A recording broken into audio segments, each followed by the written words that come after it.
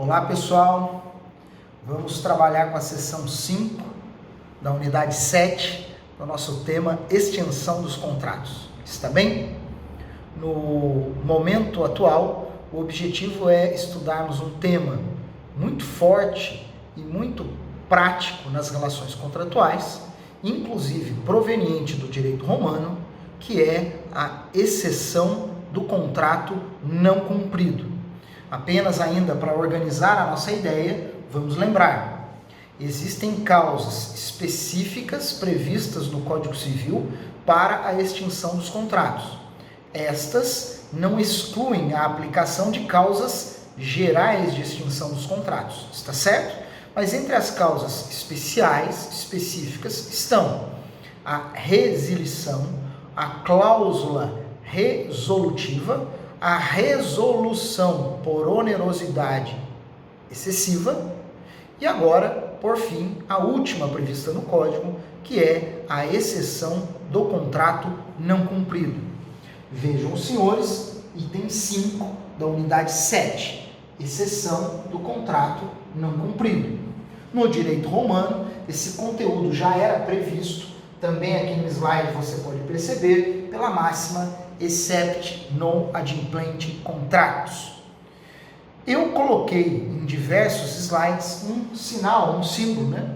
E aqui eu fiz questão de colocar o símbolo dessa mãozinha, dizendo pare, porque ele vai nos ajudar a entender bem o que significa e como se aplica esse instituto previsto inicialmente no artigo 476 do Código Civil, que diz o seguinte, vou ler para vocês.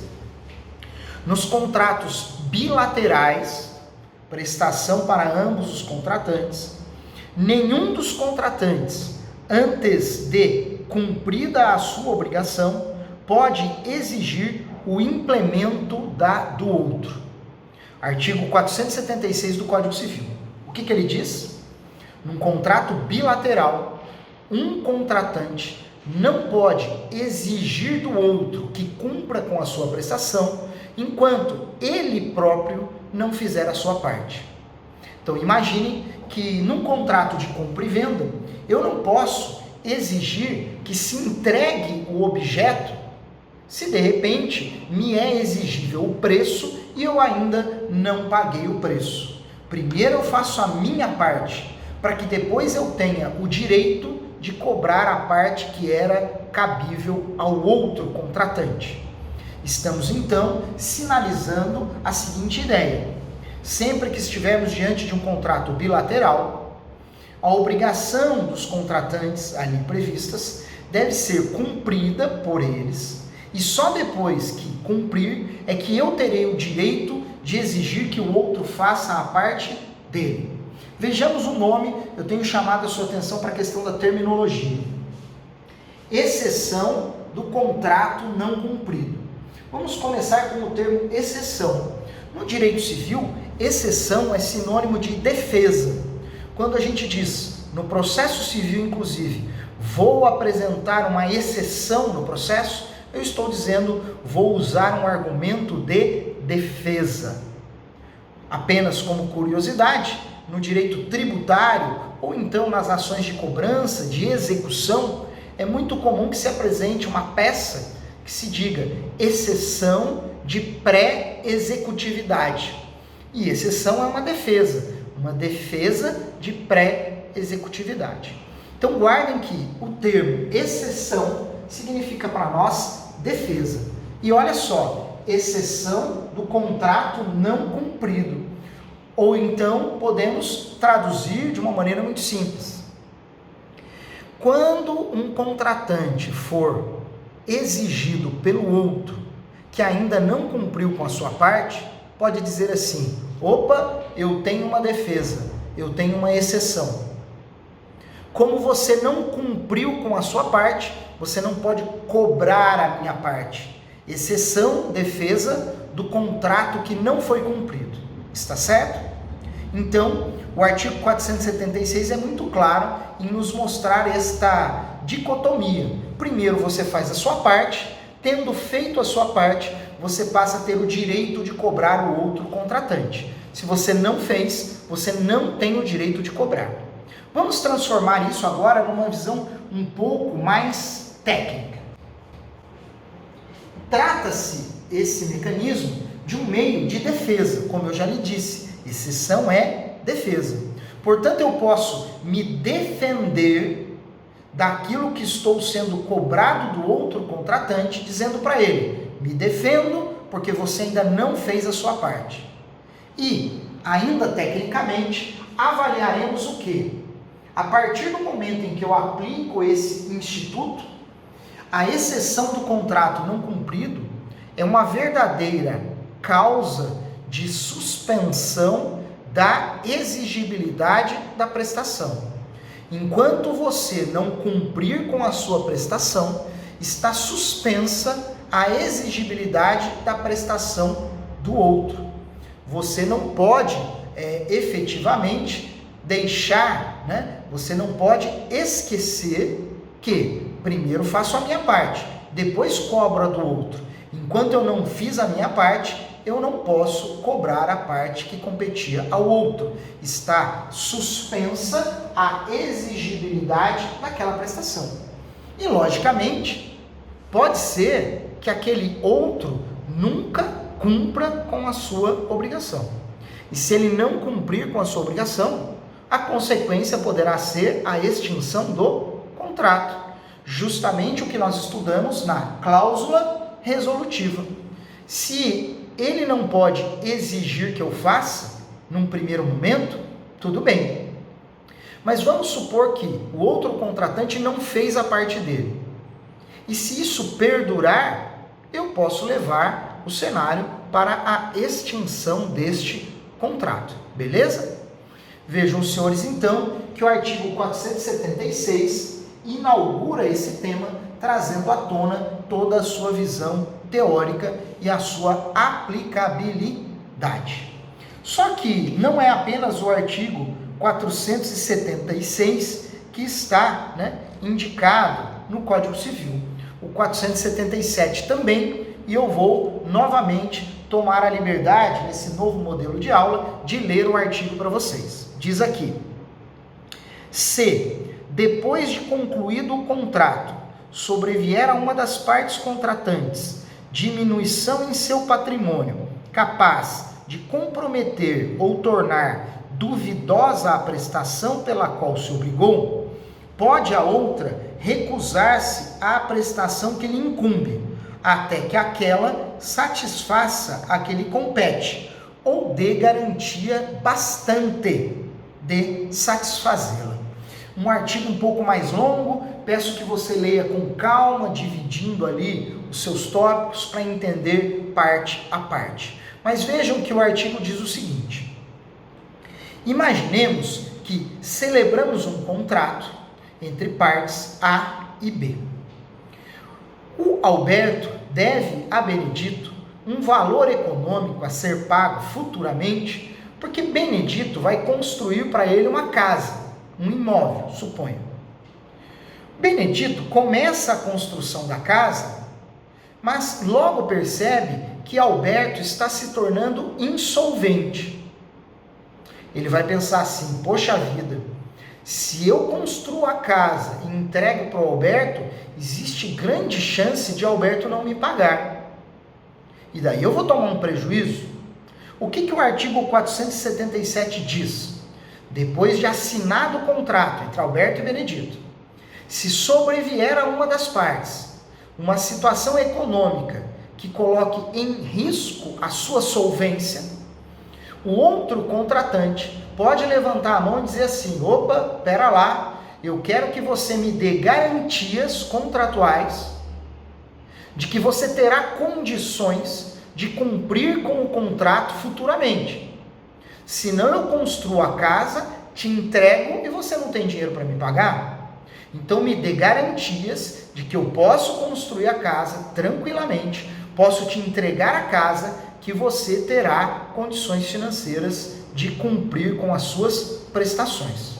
Então o Código Civil, no artigo 477, dá o direito para um dos contratantes, avaliando que a situação econômica do outro está ruim, está indo para a insolvência, Avaliando isso, exija desse possível notável insolvente que lhe dê garantias suficientes de que terá condições de cumprir com o contrato no futuro. E se ele não der as garantias, Chacon? Ora, se ele não trouxer as garantias, nós estamos falando de um tema que é extinção do contrato. Se ele não der as garantias, é possível pedir sim o fim dessa relação contratual, haja vista que um dos contratantes não pode correr os riscos diante da provável inadimplência, quase certa inadimplência do outro. Então esse tema da exceção do contrato não cumprido aparece nos artigos de número 476 e 477 do Código Civil. Também separei para vocês, aqui, no slide seguinte, separei para vocês algumas observações específicas sobre esses dois artigos. O objetivo aqui é chamar a atenção dos senhores para peculiaridades práticas desse tipo de contrato e também estimular a leitura complementar desse conteúdo. Em primeiro lugar, no artigo 476, fiz a seguinte provocação. Imagine que estejamos diante de um contrato de seguro. Pode ser um seguro de vida, como está no slide, pode ser um seguro de automóveis, está certo? Geralmente esse contrato tem, como eu já disse em sala de aula, 12 meses de duração. E o contratante, o segurado, paga isso em parcelas, de repente em 10 parcelas. Vamos supor que eu estou dirigindo o meu carro no mês de abril, não paguei a parcela do contrato de seguro. Eu estou inadimplente com o contrato de seguro. Se eu bater o carro, me envolver num acidente de trânsito, será que eu posso acionar o seguro? De que maneira será que a jurisprudência trata esse tema da aplicação do artigo 476? Porque a seguradora poderá, em tese, dizer assim: Chacon, exceção do contrato não cumprido. Se você não pagou o seguro, eu não sou obrigado a pagar para você a indenização. Então, o que eu gostaria de estimular na pesquisa e na leitura dos senhores é isso. Como fica o atraso no pagamento do valor mensal do seguro? Se eu atrasar, será que o meu carro ficará descoberto quanto ao seguro? Se eu atrasar 1, 2, 3 dias? E se eu pagar com atraso? E se a seguradora aceitar que eu pague com atraso? Pesquise sobre isso no Tribunal de Justiça de São Paulo. Veja qual é a posição da nossa jurisprudência. Na sequência, nesse mesmo slide, eu coloquei aqui para você um apontamento sobre o artigo 477, chamando a atenção para o que eu acabei de explicar. Esse artigo dá direito a um dos contratantes de exigir garantias de que o outro contratante terá condições de cumprir com as suas prestações futuras, sempre que o contratante observar que o outro está num evidente, muito provável estado de insolvência, sem ter condições de, portanto, arcar com as suas obrigações contratuais. Que garantias são essas, pessoal? Vocês estudaram em Teoria Geral do Direito Civil as garantias pessoais ou as garantias reais. As pessoais, também chamadas de fideijussórias, são fiança e aval. E as garantias reais, hipoteca, penhora e anticrese. Temas estes que vocês estudaram também no primeiro semestre, quando avaliaram o estudo do direito das coisas. São direitos reais de garantia: hipoteca, penhor e anticrese. Então vejam que tem, em tese, 5 possíveis garantias que eu posso exigir nesse momento: fiança, fiador; aval, um avalista; uma hipoteca, um penhor ou uma anticrese. As 3 últimas, direitos reais de garantia, e as 2 primeiras, garantias pessoais. Está certo? Então, quando eu aplicar o conteúdo do artigo 477, eu de fato terei condições de exigir uma garantia para que eu não corra riscos de inadimplemento futuro daquele que comigo contratou. Beleza? E por fim, também aqui no nosso slide, vejam os senhores que eu destaquei algo relevante também na atualidade, que são os contratos celebrados com a administração pública. Você estudará isso em direito administrativo, tá certo? Não aqui em direito civil, mas é bom que eu lhe aponte já algumas diferenças. Nos contratos com a administração pública, eu não aplico de forma aberta e direta o que nós estamos estudando no direito civil. Nós, inclusive, aplicaremos as regras de direito administrativo, constitucional e aquelas, por exemplo, previstas na lei de licitações. Vejam que aqui no slide eu coloquei aqui. É controvertido que se aplique a exceção do contrato não cumprido nos contratos com a administração pública. Lá, a principal regra, baseada numa tese histórica, é solve et repete, ou seja, antes de cobrar qualquer coisa da administração pública, faça a sua parte, faça sempre a sua parte. Só que isso, com o passar dos anos, foi também mitigado, aliviado na jurisprudência brasileira, de modo que não se pode exigir que uma empresa que presta serviços públicos vá à falência, porque o Estado, a administração pública, não cumpre com as suas obrigações. Se você fizer uma pesquisa rápida na internet, você vai verificar também que sobre esse tema há muita discussão que pode ser explorada por vocês. Está certo? Fazendo um apanhado desta aula, vamos resumir aqui o seguinte. A quarta causa de extinção dos contratos é a exceção do contrato não cumprido. Exceção, defesa. Eu posso me defender dizendo: não cobre a minha parte, porque você ainda não fez a sua. Portanto, é uma causa de suspensão da exigibilidade da prestação, diante do inadimplemento da parte contrária. É o que está previsto no artigo 476.